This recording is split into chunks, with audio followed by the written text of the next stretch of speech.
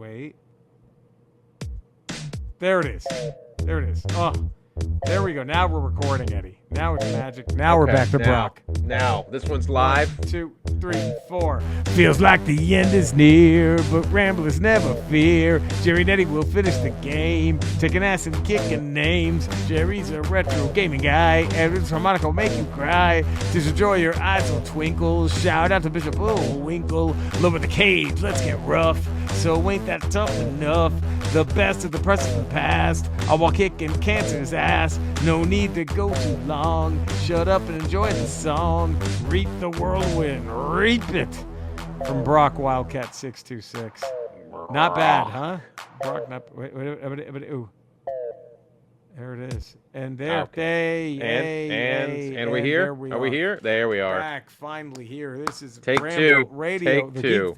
This is Ramble, the Geek's Guide to Pop Culture. Eddie, we're the geeks. A comedian, cancer fighter, ferocious dumper, Jerry Rocha. Massive, right there, we have dumper. The one and only. Comedian, podcaster, hands cuffed on this side of the StreamYard switchboard. Eddie Weird. Pence. And here we are, Eddie. What a great, my goodness. Wait a minute. How are you going to edit this video? I don't know. I got to That's a download good it somehow. question. Or you got to download it and send it to me, I think. Something. We're going to have to find something out. We're going to figure This is something all alt-right Cody's fault. He's It really sabotaging the is. ramble. Sabotage. It's just sabotaged. Here we are. Do we start over and try to figure that out first, or do we just go? What do you I think? think we probably just have to go. Just go, Let's just right? go. Let's We just just go. YouTube might be weird today. Who knows? But Who knows? thank you for tuning into the Ramble, the Geek's Guide to Pop Culture. We are the Geeks. Here we are. You can subscribe to the Ramble, give it a 5-star rating and a positive text review. Thank you to all those who have done that. You can find us on TeePublic. We have a merch page. You can follow us on Instagram at Podcast Ramble. We're on YouTube at the Ramble Tube. You can see our beautiful faces, all that good shit. My God, what a send off for Andor. My goodness. Ooh. Ooh. My goodness, it is Oof. the Andor is, I think, officially my favorite Star Wars anything now. It's just It's the most. I enjoy all like I'm a Star Wars mark, so I enjoy a lot of it. But it's sure. just it hits different than the other Star Wars. Yeah, it I can does. enjoy the other stuff and still still love this because it hits different, and I like a world that we can have, fucking nonsense happening in Solo, and then you have a world Right. where Andor is this gritty and dark, and that's the way it should be. Everything should be explored. I would say Star though, if Wars. Solo were done like this, it could have been nominated. Boba Fett, Like- Book of Boba Fett should have been done like this. That is the biggest crime. How Book of That's the Boba biggest Fett crime. ended up being the softest of fucking Skeleton Crew wasn't as soft as Book of No, Boba it wasn't. Fett And was. Book of Boba Fett, that character deserved this level of execution and writing. I'm going to disagree with you on that. I'm going to disagree. Boba Fett just caught on because he looked cool. But if you go back to the movies, he really wasn't shit. He was on the movies for 2 minutes, but right. He didn't do anything. He died like. but if you're going to make a movie about a bounty hunter who's trying to take over a crime criminal syndicate, empire. make it a friggin' mobster movie in science fiction land. Not with kids that have different colored neon. That's what I'm motorbikes. saying. Like, whatever. I mean, Boba Fett was never explored as a character in the original trilogy, but we like the costume.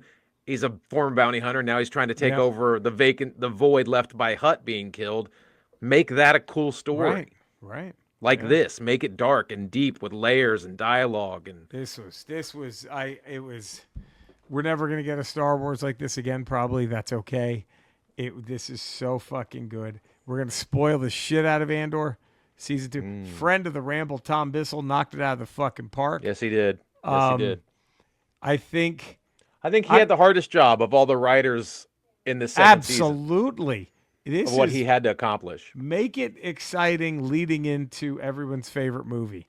It's Wrap like- up the loose ends. Make it satisfying. and boy, did they do all of that. Jesus Yeah. Christ. Yeah. Tip a 40 ounce to Daedra's ambitions. Man. Ooh, talk And about to see where she ended up. Oh, the, man. the Icarus of the Empire. Just bit off way more than she could chew, got way too cocky.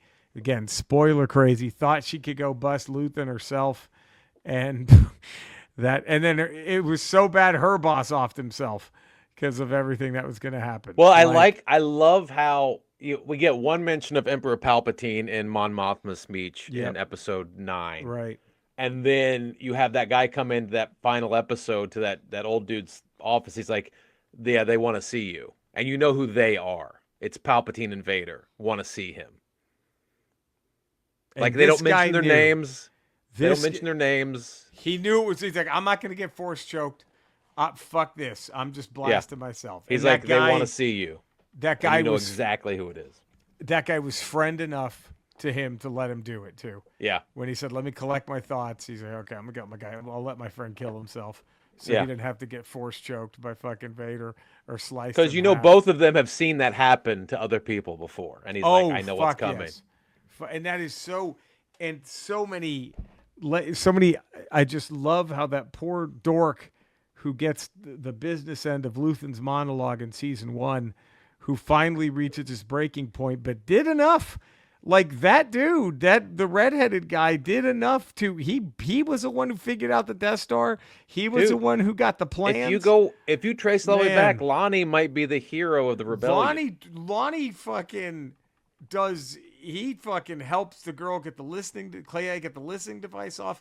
Lonnie is the one who he breaks into Daedra's fucking security files. On his own. Luthen didn't even tell him to do any of that. He just did it, got all that, and then he's like, I got to meet you with Luthen. I got shit to tell you.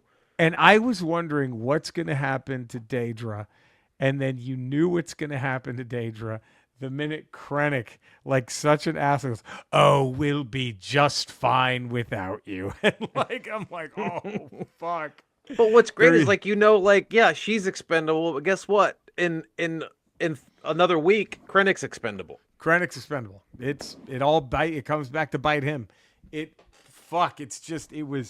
And I thought the Luthen send-off was fucking brilliant. I love my favorite line, I think, in all of Star Wars, is when Daedra she's busted Luthen in his antique shop, and she tells him, you disgust me. And then without whizzing a beat, he goes, there's an entire galaxy out there waiting to disgust you. And I was like, fuck. Yeah. Fuck. And then Clea having to go make sure it gets done was an incredible episode. And then you see the backstory. Now, I don't know, but do you get the feeling, was Luthen an Imperial soldier? Is that what this began? I was trying to figure it out. I was looking for like insignias or anything on there. Something, I mean, right? I think he had to be. To know the inner workings of the Empire the way he did. Yes. I think he must have been a disenfranchised Imperial officer of some sort. He knew when he found Clea, they were just going to kill her.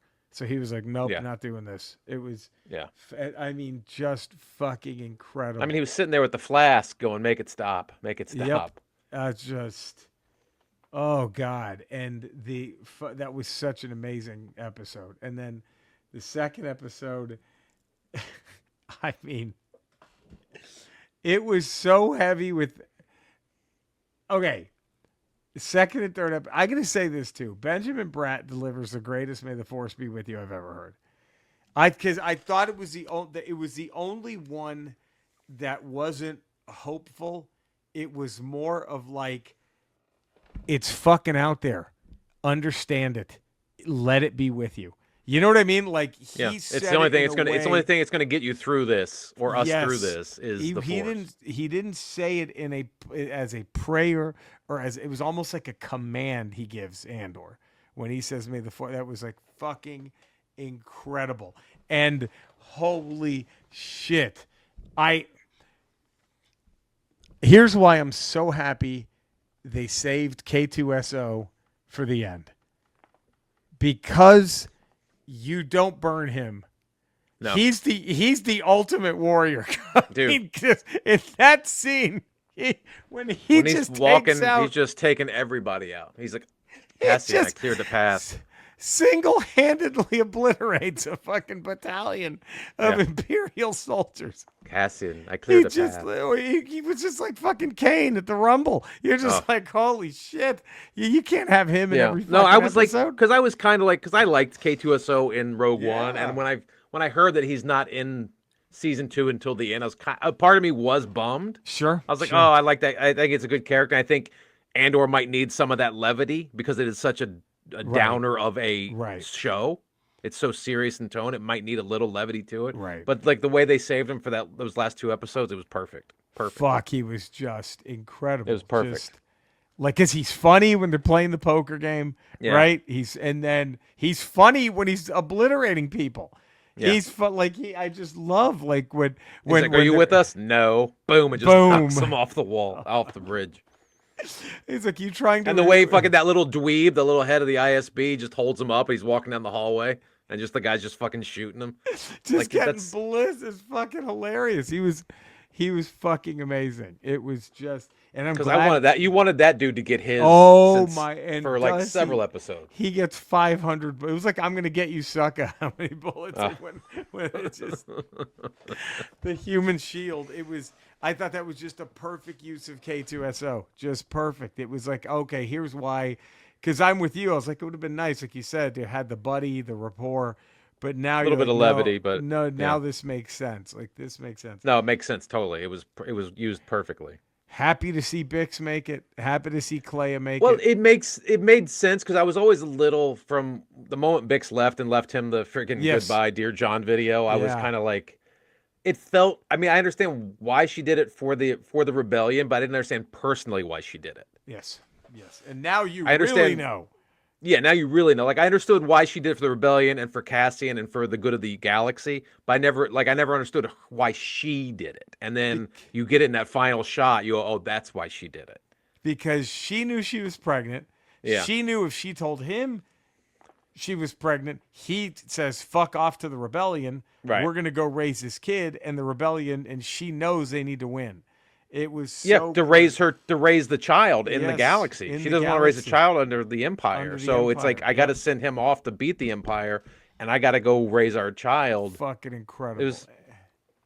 And I just love, because when I first saw it, when I saw the first arc, I really thought that farmer did him dirty. But then you realize, no, Brasso just the ultimate jump on everybody's grenade. Just fucking lied in front of the Imperials so they would leave that family alone. Yeah. For harboring them, right? Yeah. He just lied and said they ratted him out. And then, of course, they take her back.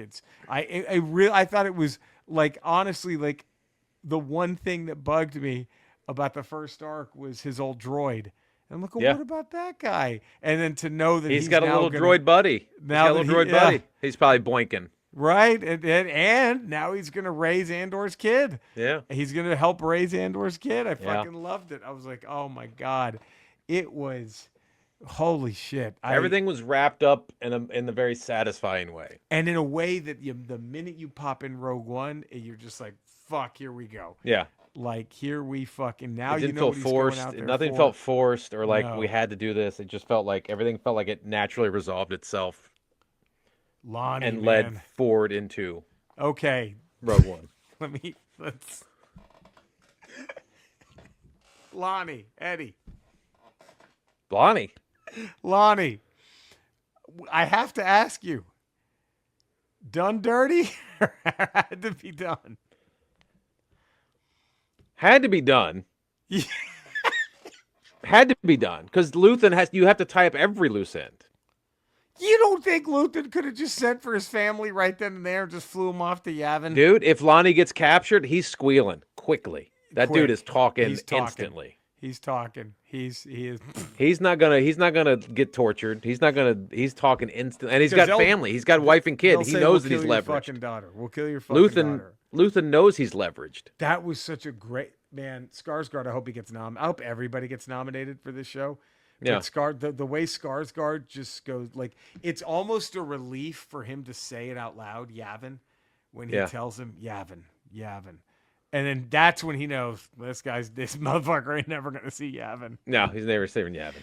Oh, man. But and it's like, it's weird because you feel like when you see Lonnie laying there with the blaster hole in his chest, you're like, fucking Luthen. You're like a little like, I know he had to do what he had to do, but like, fuck. Yeah, but then at the end, later on, you see Luthen fucking takes himself out. You're like, no, he lived by it. Like, he lived by it. This is what if I have to, I'll kill you. Die. I'll kill me. I'll kill everybody. Anybody. And the fact that Clea had to go make sure he died, even though it seemed like his wound was deep enough that there probably wasn't a chance he was going to make it. He would just be in a vegetative state forever.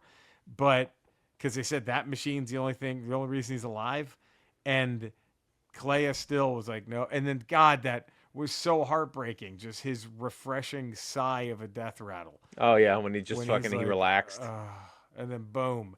And then fucking like and then And she's Daedra. wheeling the old ET around to get up That there. was hilarious. What? Where are we? Fucking That was dementia fucking ET great. is getting The rolled Dementia around. ET, huh? Right?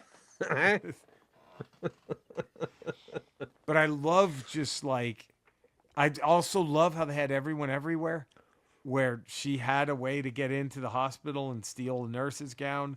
Like it was fucking, and how earlier that day somebody probably rigged some explosives on the Imperial landing Yeah. ports just to buy time. And oh God, it was just fuck, man. That whole scene, and then when they're like, no, we have to, and I loved that Andor didn't go back necessarily for Clea, but for her information, because at that point she's the only one who knows about the Death Star. That's a Well, he rebel. still thinks it's Luthen until he gets there. Yes, He still thinks he's And going to get Luthen. Luthen, and it's and at that point Clea is the only rebel who knows about the Death Star, Yeah. right? At that point, and so Yep. that's when I was like, oh shit, she might live, because they have to get her out. Like they have to get her out of here, and it's and if you want to know how hard it is to stomp out fascism, you already see even on Yavin, they were already picking cliques and sides and Yeah. bickering and just, I mean, fuck, it was, but goddamn, it was all done. Well, that happened in Rogue One too. They were Yeah. like they didn't even want to go into battle and scare her. If they were just going to let it go, and then finally, what's his face, Radis, General or Admiral Yep. Radis or whatever, Yep. took the fleet and went, and then so they all had to go. Is it weird that one of the things I loved on Yavin was just those little star map chart things that were in Hoth. Yeah. And, you know, and the original, yeah, I love those. I was like, I think that's the coolest shit. I'd love seeing that. It was, and then, holy shit, did you stay for the end music? Yeah. You get John Williams. Yeah. You get the John Williams, the Victor. That was so fucking great. Yeah. That was, oh my God, that was a great little Easter egg at the end, just letting you know, hey, don't worry. as rough as this was, remember, Still Star Wars. They're gonna beat these motherfuckers. They're gonna Yeah. get them. They're gonna get them. Would it have been too much? I know Gilroy would not have done it, but would it have been interesting to have, instead of, what was his name, Patagurst? What was his fucking name? Daedra's boss, the one who kills himself. Oh yeah, I don't forget. Like- Again, this show. That's one of my biggest complaints of the show is just the names. I'm like, The names, you there's got- too many names. Give everybody name tags so I know what's happening. Yeah, and I don't want to say pederast because I don't think that was. I don't think his name was pederast, but let me see if I can. But man, would it have been? I know it would have. I know the answer is yes, but part of me was I just didn't know when they were saying, you know, they're gonna come for you, right? They're asking for you. I was wondering, was his door just gonna open and there's fucking Vader? You know what I mean? Like it's over. I'm glad they motherfucker. did, and I just love they said Yes. they're waiting for you, and you know And exactly you who they knew what are. that meant. You knew what that meant. It was the Emperor. It was Vader, and this guy was toast.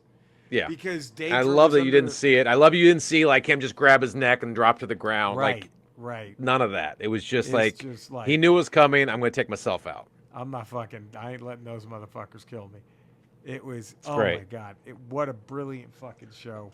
Andor, we're gonna miss you so much. We got to get Tom Bissell on to talk about it. What he can even say, we don't know. Right. But we got to ask. But man, it was just. God, it was great. It was Well so done. fucking. It was. Well and done. it does. And I do also love, like you mentioned, that it's not a tease, but the what if you feel as a fan who's so invested in this show, and as a little kid who was so invested in watching the rebellion defeat the Empire, how different things may have shook out if Organa and Luthen had been working together from the beginning. Yeah. Right? Like, does more get done for the better? But it just, I thought that was. I was reading this other thing too about like how Mon Mothma's having that argument with Saul Guerrero because Saul Guerrero's on Jeddah. Yes. And he keeps sabotaging the Imperials from pulling the Kyber crystals out, so it's making the Imperials strike out more on Jeddah. And you have to stop doing this. You're causing the Empire to strike out more. You have to stop doing this. But then again, I was reading if Saul Guerrero hadn't done that, it wouldn't have delayed the Empire taking the Kyber out of Jeddah, so the Death Star would have been done sooner. Way sooner. And it wouldn't have mattered if they had the plans or not. Fucking incredible. Just the way it all shook down. It all shook down. It was just to think this all like two seasons of some of the greatest, not just Star Wars, but TV. Sci-fi TV. Oh. All came from one paragraph from an opening scroll in A New Hope. And that's how you do it. I know that Filoni wants to piece shit together, and he's piecing together some high concept too, like with what's his face, the kid in Rebels. Goddamn, how am I blanking on his name? With Ezra going through space and time, using he's but. Man, and the stuff with Baylan Skoll's great, and Tarkin not Tarkin. What's his face? The blue dude. Fuck. God, how we forgot this motherfucker's name? Because I've been so into Andor, I forgot blue guy. Fuck, I forgot the blue guy. The fucking Hulk Hogan was supposed to play him. Yeah, Hulk Hogan, dear brother. They wanted me to be him, brother. Who is that fucking Jesus? Thrawn, Grand Admiral Thrawn. Grand Admiral Thrawn. Like this is how if you want to connect some loose ends, this is how you do it. And you don't have to hit people over the head with nostalgia. You can just sprinkle it in with a good story, and it works. That was fucking brilliant. Like when she opens up the drawer to get the blaster, and you see Han Solo's blaster sitting in the drawer. It's just one little quick thing, and she gets the other blaster, but you see the DL-44 blaster sitting right there. You're like, that's Han Solo's blaster. It's not his, but it's... this? When she's getting ready to go, Clea, to go into the hospital. Yes. And she's getting the blaster. Yep. And she opens up the drawer and there's 3 blasters in there. Great. She's getting ready to she's getting ready to go, and then she gives Luthen a blaster, and he's like, we're all out of perfect. And we've used up all the perfect. That's right. But when she opens up that drawer, there's 3 blasters, and one of them is the DL-44. That was great. Which is cool. It's just a little tiny thing, but it doesn't feel like it's thrown in your face. You over the head. It's more of a fun. Yeah, exactly. Yeah. Like it was, man.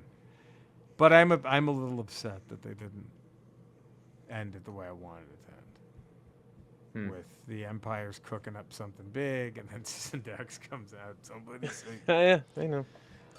We'll have to ask Tom why he didn't include that scene at the end if he ever comes on. We're gonna do that. That's our first question. But do you think that Dex should have been brought into this final episode? Or maybe he fought for it, and maybe he's bitter and didn't want to talk about it. How come there wasn't a scene at the diner, at the 60s diner, or the 50s diner on Coruscant? Flo's diner. How come Luthen couldn't have met Lonnie at the 50s diner? Hello. Nobody's looking for him there. And then he gives a nod over to Dex, and Dex knows what to do to Lonnie. Yeah, he makes him into Lonnie some stew. Getting fucked over a thing of stew. Oh, my and then God. you see, as Luthen walks out, Dex is writing the sign, today's special, Lonnie stew. Lonnie chowder. Come on, that's better. That's better. 1,000 times. 1,000 times. Well, that's better. Here we go. Eddie, as good as this was, we do have. And it's after dark. It is. Oh, no. Oh, boy. Skeletor. We were just singing the praises of how Andor wrapped up. If you could wrap up Masters of the Universe again, how would you handle it? Eddie, baby, that's a wonderful question, baby. I'm glad you've asked me, baby. Here we are, Skeletor, the big ass, after dark, baby, with the little martini, and gonna let loose a little bit, baby. I think there would have been a scene or two. Well, here's how it would have ended. Okay, you ready? So He-Man thinks he's conquered Eternia. Okay, all right. He thinks he's defeated me for once and for all, and he's celebrating. And then he's talking to, what's the whore's name that he fucks, the whore? What's the whore? The redheaded whore who Tila? Tila? The whore. And he's with that whore, and she looks at him, that disgusting whore, probably has herpes. And she looks at him, probably has syphilis, herpes, gonorrhea, you name it, baby. She looks at him, and he goes, well, I'm sorry, I'm not doing He-Man properly. Would you like to have a baby with me? And then Tila will go, well, no, He-Man, I wouldn't. And he's like, why not? And she's going to say, because I was already pregnant with your baby, and I had an abortion. I would rather kill a baby than bring one into this world than have you as its father, because you're not a man. And then He-Man would be like, well, how could you say that? And then she would be like, you know what you should do? Go try to suck your own dick. I think you could do it this time. And he'd be like, that's a great idea. And then he would go off to try to suck his own dick, and then I would walk in, alive. Big surprise. You understand? And I would say, you want to try to have a kid again? Huh, baby? Let's go. No need for abortions here, Swiss sister. Let's bring that pussy over here, and I'll show you how to fuck. And then I would have fucked every woman who ever wanted to, whoever thought He-Man was cute. Any of those idiots. I'd have fucked them all. And that would have been the end. I would have been running a train on just basically the women of Eternia. Just running a train. I was the train. They would all be just waiting, basically. They would just wait. So it's a line of them, more like maybe a human centipede thing, and I'm just going from woman of Eternia to woman of Eternia, fucking them, letting them know who a real man is.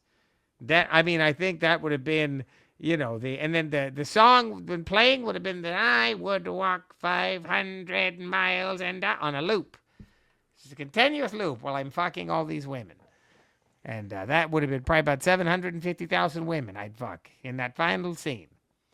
And then you're under. Well, my God, what soundstage is big enough to film something like that? Go ahead, Eddie. Ask me. Go ahead. Where? He-Man's mother's pussy.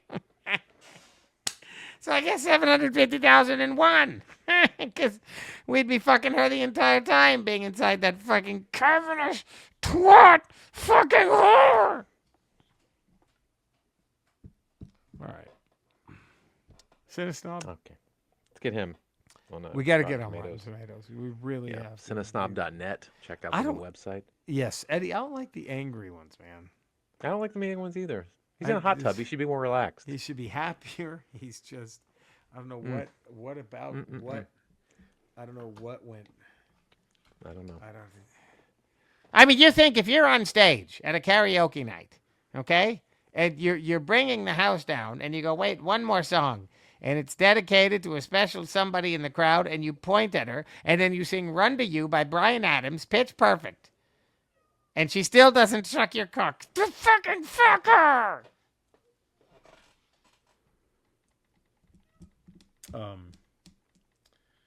Eddie, working all the fine folk.